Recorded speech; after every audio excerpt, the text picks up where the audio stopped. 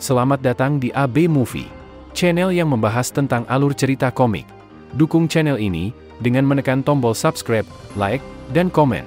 Jika ada yang mau donasi, bisa lewat link Saweria yang ada di deskripsi. Tak usah berlama-lama, kita langsung masuk ke ceritanya. Komik ini adalah sebuah kisah tentang Liang yang bertransmigrasi ke dunia yang disebut Great Wilderness. Secara tidak sengaja, dia mendapatkan sebuah sistem garis keturunan Z. Sistem apakah itu? Mari kita masuk ke ceritanya. Awal cerita dimulai di sebuah danau, dengan pemandangan yang sangat indah, dan dengan air yang begitu jernih dan tenang. Di balik heningnya tempat itu, ada suara seseorang yang sedang memanggil. Dia memanggil seseorang dengan nama Ashui. Dia bertanya, apa yang Ashui lakukan di sana? Dan inilah Ashui, MC di manhwa ini. Dia terlihat hanya berdiri saja menatap ke arah danau itu. Dan orang yang memanggil Ashui tadi adalah ayahnya. Dia bertanya, kenapa Ashui hanya berdiri saja di sana? Tatapan Ashui masih terlihat kosong, dan dia memanggil ayahnya dengan suara yang sangat pelan. Ayah Ashui pun langsung memegang kepalanya. Sembari tersenyum, ayah Ashui bertanya, kenapa Ashui terlihat tidak mengenali ayahnya sendiri. Kemudian, ayah Ashui meminta Ashui agar cepat membantunya menarik jaring, agar mereka bisa segera melihat bagaimana hasil tangkapan mereka hari ini. Lalu, ayah Ashui akan menunjukkan sesuatu yang bagus. Ashui masih saja terlihat kosong, yang terlihat dari tatapan matanya yang mengarah ke depan. Kemudian, dia berlari ke arah ayahnya, dan naik ke atas perahu. Ashui sangat takjub melihat kehebatan ayahnya dalam menangkap ikan. Saat jaringnya ditarik ke atas, banyak ikan dari mulai yang kecil, sampai yang besar, terperangkap di jaring. Mereka berdua pun terus melakukan aktivitas bersama di hari itu. Mereka benar-benar menikmati hari itu dengan bahagia. Beberapa saat kemudian, senja pun tiba. Langit merah, mengiringi tenggelamnya sang surya. Dan di atas perahu, kedua orang itu sedang duduk menikmati indahnya langit di sore hari. Di tengah-tengah kebersamaan mereka, tiba-tiba, Ashui melihat ada ikan di dekat perahu. Dan ikan itu adalah seekor ikan mas merah. Mengetahui itu adalah seekor ikan langka, Ashui pun tanpa pikir panjang, langsung menceburkan diri ke dalam air, dan mencoba untuk menangkapnya. Sang ayah pun menyemangatinya dengan mengatakan, agar jangan sampai ikan itu pergi. Di dalam air, Ashui mencoba mencarinya. Namun, ikannya menghilang. Bahkan, tidak ada seekor ikan pun yang tersisa di air. Menurutnya, ini sangat aneh dan lagi, Ashui juga tidak bisa bergerak setelah dia masuk ke dalam air. Ashui kesal, karena dia sama sekali tidak bisa bergerak. Apalagi, dia hampir kehabisan nafas. Ashui pun mencoba berteriak meminta tolong kepada ayahnya. Namun, itu percuma, karena dia saat ini ada di dalam air. Dan tak lama kemudian, kesadaran Ashui pun mulai menghilang. Beberapa saat kemudian, Ashui pun tersadar. Dia sudah berada di daratan. Ashui mengira kalau dia diselamatkan oleh ayahnya. Namun, Ashui terkejut setelah mengetahui bahwa suara yang menyuruhnya bangun bukanlah suara dari ayahnya. Bahkan, saat ini, kedua tangannya diikat dengan sebuah tali. Kedua orang itu adalah Tuan Zhang dan Zhang Xiaoxing. Xiaoxing bertanya, apakah Ashui bermimpi tentang ayahnya? Ashui melihat ikatan di tangannya dan bertanya, apa yang mereka lakukan padanya. Xiaoxing memuji Tuan Zhang, karena dia benar-benar pintar. Dia berhasil menipu anak ini agar membimbing mereka. Tetapi pada kenyataannya, dia menggunakannya sebagai umpan untuk monster air. Setelah beberapa saat, perahu yang ditunggangi oleh mereka bertiga pun telah sampai di tengah danau. Sembari tersenyum dengan wajah liciknya, Xiaoxing mengatakan, jika mereka akan berjaga di sini, sementara Ashui akan tidur dengan sangat nyenyak. Akhirnya, Ashui menyadari, jika yang dialami oleh dia sebelumnya, hanyalah sebuah mimpi. Dan juga, sudah sebulan sejak Liang datang ke dunia ini. Pemilik asli tubuh, bernama Ashui. Dia meninggal karena sakit, dan Liang berakhir di sini menggantikannya. Ashui kehilangan ibunya saat lahir, dan dibesarkan oleh ayahnya sendirian. Sampai 3 bulan lalu, ayahnya meninggal karena penyakit pernapasan. Tetapi, perasaan yang tersisa di hatinya, sekarang menjadi miliknya. Perasaan yang belum pernah Liang alami sebelumnya, di kehidupan sebelumnya.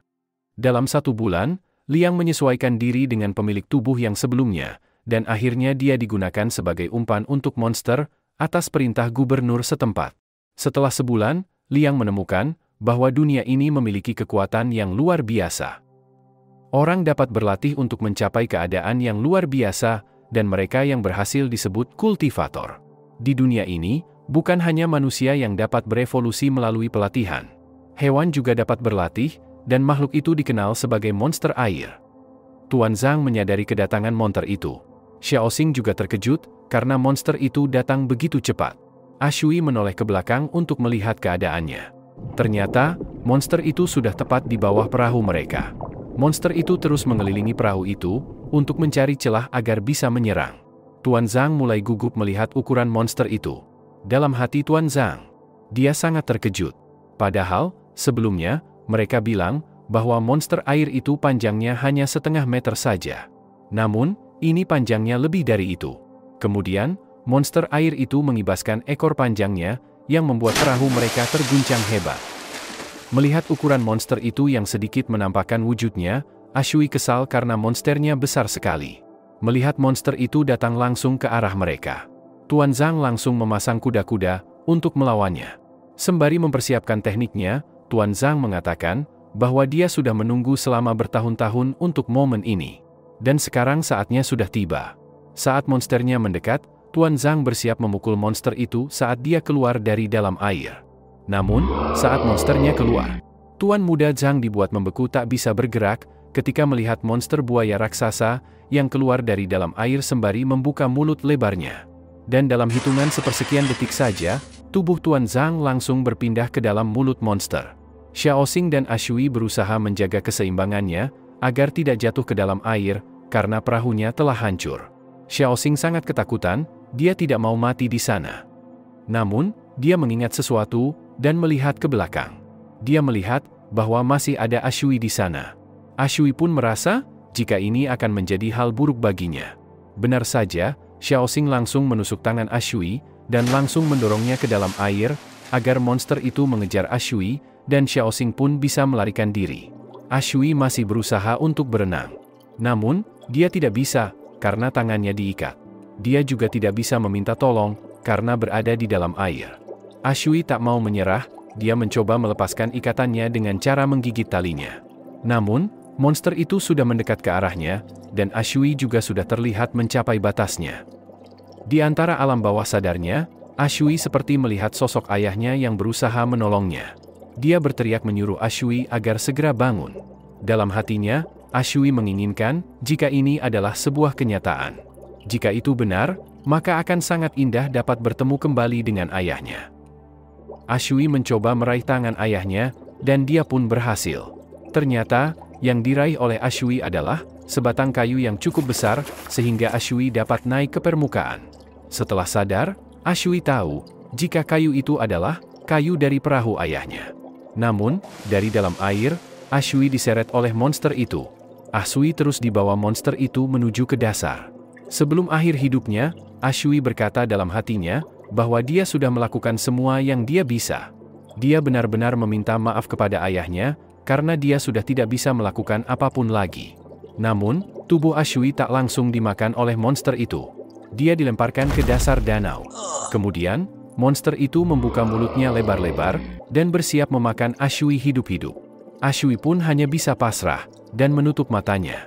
Tiba-tiba, ada sesuatu yang terjadi padanya.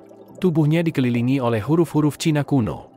Dan ada sebuah panel sistem yang muncul di hadapannya. Sistem memberitahukan bahwa kawah air telah diaktifkan. Pemindaian. Roh air terdeteksi. Berbunyi. Perolehan berhasil. Keterampilan terbuka. Pengendalian air. Roh air tersedia, yaitu monyet akuatik. Dalam proses perolehan. Selesai, integrasi berhasil, kebangkitan. Tubuh dalam proses pemulihan. Ashui mulai tersadar, dan dia terlihat kehabisan nafas. Namun, dia baru sadar ternyata dia belum mati. Ashui mengingat bahwa sebelumnya, dia masuk ke dalam mulut monster. Namun, tetap saja, saat ini dia masih berada di dalam air. Dia harus berusaha berenang ke atas, agar bisa bernafas. Tetapi, Ashui merasakan ada yang aneh tubuhnya, dan berada dalam kekuatan. Dia seperti berjalan di tanah yang kokoh.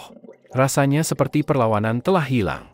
Saat melihat tangannya, Ashui terkejut. Dia bertanya-tanya, apa yang ada di tangannya, dan juga, ada layar mengambang di hadapannya. Pesan sistem muncul dan kembali memberitahukan, bahwa skill pengendalian aliran air telah diperoleh. Yaitu, keterampilan yang memungkinkan Ashui memanipulasi arus air. Skill ini menghabiskan energi fisik. Ashui terkejut, ternyata, dia dapat mengendalikan air. Dan bahkan, bisa bernapas di dalam air. Selain itu, lukanya juga telah sembuh. Namun, di belakang Ashui, muncul sepasang mata yang mendekat perlahan ke arahnya. Ternyata, itu adalah monster air yang sekarang sudah membuka mulutnya, dan bersiap menerkam Ashui untuk kedua kalinya. Ashui ketakutan, dan hanya bisa menutupi wajahnya dengan tangannya. Karena lama tak kunjung dimakan. Ashui pun membuka matanya. Dia ingin melihat apa yang terjadi. Ternyata, monster itu masih ada di depannya. Namun, dia sedang terikat oleh gelombang air yang berbentuk seperti tali pengikat. Dalam hatinya Ashui bertanya-tanya, apakah dia yang mengendalikan arus itu? Menurutnya, ini seperti sistem yang mereka bicarakan dalam sebuah novel. Jadi sekarang, di bawah air, dia tidak punya batasan. Bahkan, dia bisa mengendalikannya. Namun, ikatan itu tak bertahan lama. Monster itu berhasil melepaskan ikatan itu menggunakan kekuatannya. Dalam hatinya, Ashui kesal. Sebab, ada batas waktu untuk pengendalian ini. Setelah terlepas, monster itu langsung berenang ke arah Ashui, dan langsung membuka mulutnya lebar-lebar. Serangan pertama berhasil dihindari oleh Ashui dengan berenang ke atas. Ashui mulai berpikir, jika dia terus seperti ini, maka dia tidak akan berhasil. Ashui bertanya-tanya, apakah ada cara untuk membuatnya tunduk? Tiba-tiba, pesan sistem muncul dan memberitahukan, bahwa Ashui berhasil mendapatkan skill jimat penguasaan cairan merah. Skill telah berhasil diperoleh. Skill ini memiliki efek, dengan menggunakan cairan merah pembawa, seseorang dapat menuliskan ran kuno untuk membuat kontrak dengan roh akuatik.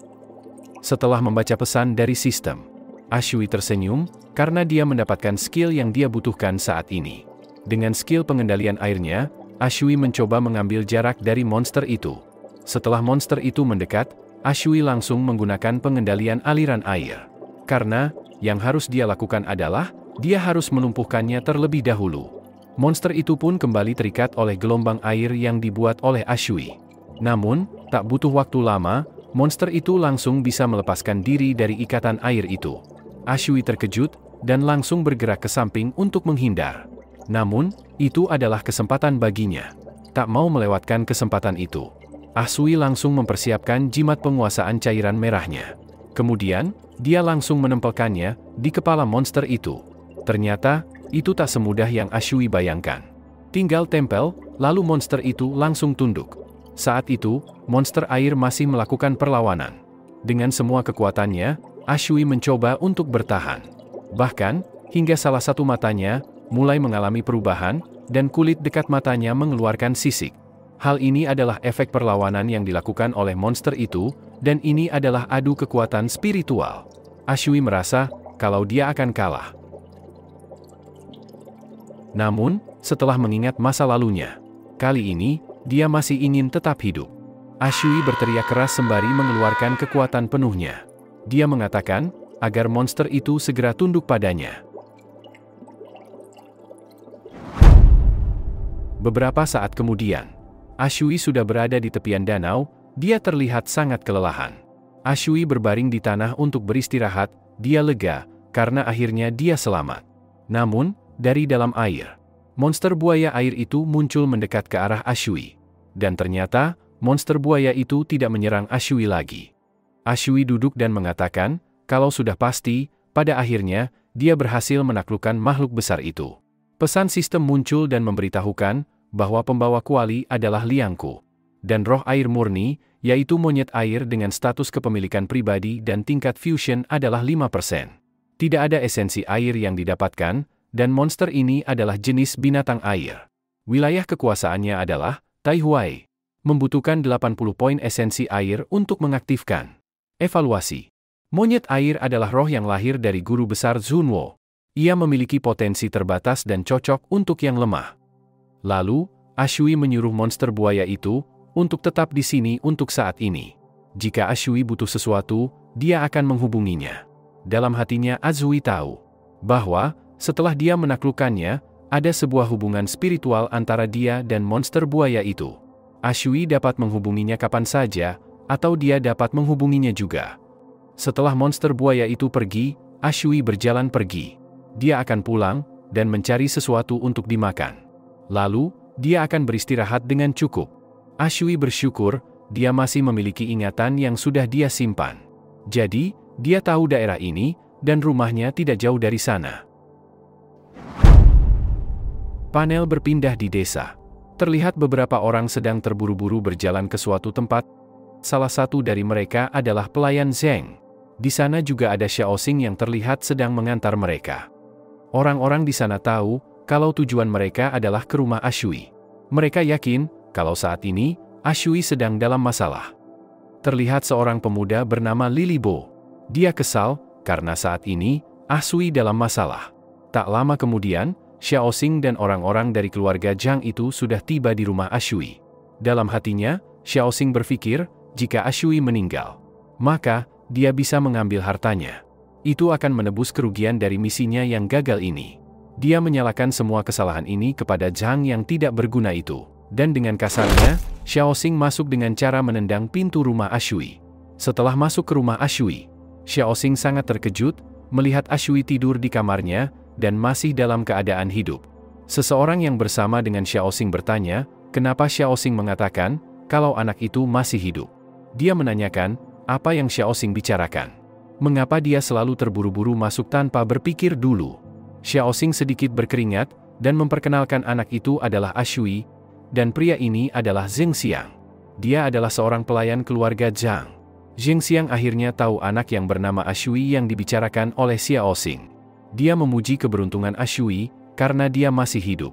Lalu, Xiaoxing menghina Ashui dengan mengatakan, jika bencana seperti Ashui, akan selalu hidup 1000 tahun.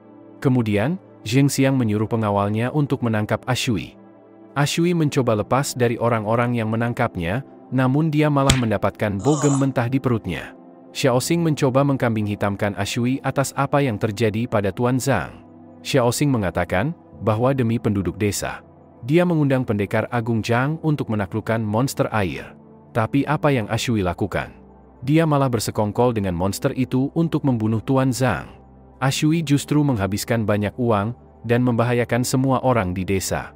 Sembari menahan rasa sakit di perutnya, Ashui mengatakan, jika Xiaoxing yang telah menjebaknya, mengikatnya, dan bahkan menggunakannya sebagai umpan untuk monster air. Xiaoxing tetap berusaha menyalahkan Ashui. Dia mengatakan bahwa Ashui telah menghabisi Tuan Zhang dan masih punya nyali untuk kembali. Mendengar dirinya dikatakan sebagai monster, Ashui mengingat masa lalunya di kehidupan sebelumnya. Sejak dia menjadi yatim piatu tanpa orang tua, mereka selalu memperlakukannya seperti orang aneh. Semua orang mengatakan, jika anak yatim seperti dirinya, selalu punya kebiasaan mencuri. Mereka menantang Ashui untuk memukulnya, dan tanpa pikir panjang, Ashui pun langsung menghajarnya. Disebut sebagai monster, bukanlah hal baru baginya. Tetapi, meskipun itu berarti, Ashui harus memperlihatkan kekuatannya. Sebab, menyerah bukanlah sifatnya. Setelah itu, Ashui berhasil melepaskan dirinya dari orang yang menahannya, dengan kekuatan yang dia dapatkan dari sistem. Tentu saja, setelah dia lepas, yang pertama dia serang adalah Xiaoxing. Dia menyundul perut Xiaoxing menggunakan kepalanya. Setelah menyerang Xiaoxing, Ashui kehilangan keseimbangan, dan terjatuh menyinggol baskom yang berisi air di depannya. Dalam hatinya Ashui mengatakan, jika dia benar-benar menjadi monster seperti yang mereka katakan, setidaknya, dia akan membawa sebagian tubuh Xiaoxing bersamanya. Ashui menggunakan kekuatan pengendalian airnya, dan membuat air dari baskom tadi melingkari tangannya. Mereka tak menyadarinya apa yang dilakukan oleh Ashui. Xiaoxing mengatakan, ternyata Ashui masih berani bertarung. Dia meminta pelayan Zheng untuk mengikatnya, dan bawa dia langsung ke rumah Zhao. Dengan wajah liciknya, Xiaoxing mengatakan, jika mereka butuh lebih banyak orang di sana, untuk memberinya makan. Anak yatim piatu tanpa orang tua seperti Ashui ini sangat sempurna. Kemudian, Zheng Xiang mengatakan, jika Ashui setuju untuk menjadi anak angkat Tuan Zhao, maka mereka bisa melupakan kejadian ini. Namun, jika tidak, maka mereka akan mematahkan kakinya sekarang juga di tempat ini. Orang-orang yang melihat di luar mengatakan, ada satu lagi yang ingin mengadopsi Ashui. Namun, banyak orang yang bilang, beberapa orang sudah menghilang setelah dibawa ke rumah Zhao di daerah tetangga. Dan akhir-akhir ini, keluarga Zhao telah mengadopsi banyak orang, dan itu sangat aneh sekali. Tiba-tiba ada seseorang yang datang. Dia ingin lihat, siapa yang berani menyentuh Ashui kecilnya. Ucapan orang itu sangat keras, sehingga perhatian orang-orang langsung tertuju padanya. Dia adalah kepala desa, dia datang bersama dengan Lili Bo. Zhengxiang sembari menunjuk ke arah kepala desa. Dia kesal karena kepala desa itu sangat keras kepala. Kepala desa menanyakan, apa yang akan Zhengxiang lakukan? Apakah dia ingin menyerang pejabat yang masih aktif? Sebab, dia adalah pejabat dinasti Dashun. Zhengxiang kesal, karena dia kali ini benar-benar tidak bisa melakukan apapun. Kepala desa mengatakan, bahwa Tuan Zhengxiang, yaitu, Tuan Zhao, dia bahkan harus menunjukkan rasa hormat padanya. Jika Zhengxiang terus mendesak, kepala desa bisa langsung tiarap dan melaporkannya. Ucapan kepala desa, sekali lagi yang membuat Lili Bo terkejut. Zhengxiang terlihat sangat kesal atas ucapan dari kepala desa. Sebelum Zhengxiang pergi, dia mengutuk kepala desa, karena dia tidak akan repot-repot melawannya hari ini. Tetapi, ketika dia kembali dan memberitahu Tuan Zhao, ini akan berakhir. Dan akhirnya, mereka pun pergi. Sembari berjalan pergi, Zhao Xing meludah dan masih saja menghina Ashui, bahwa dia sama seperti ayahnya. Sebab, dia tidak tahu bagaimana menghargai sesuatu yang baik. Setelah para perusuh itu pergi, kepala desa memperingatkan Ashui, jika dia masih bisa menghindari masalah. Maka, kepala desa menyuruh Ashui untuk melakukannya. Ashui berterima kasih, dan akan mengingatnya. Kemudian, kepala desa pergi dengan diantar oleh Lili Bo yang berjalan pergi sembari melihat ke arah Ashui. Sembari melihat kekuatannya yang sekarang. Ashui yakin, situasi seperti ini akan terjadi lagi, dan lagi di masa mendatang. Kakek kepala desa bisa menyelamatkannya sekali. Tetapi, tidak setiap saat. Maka, Ashui harus menjadi lebih kuat, dan sistem. Ini adalah kesempatannya. Pesan sistem muncul dan memberitahukan, bahwa esensi air terdeteksi. Evolusi hewan peliharaan bertambah 0,1. Ashui terkejut dengan pesan dari sistem. Dia bertanya-tanya, apa yang dimaksud dengan esensi air?